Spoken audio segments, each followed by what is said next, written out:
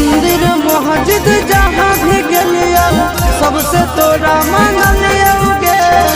तोरा हम हंसलियो हरदम अपने भले कानलियोगे।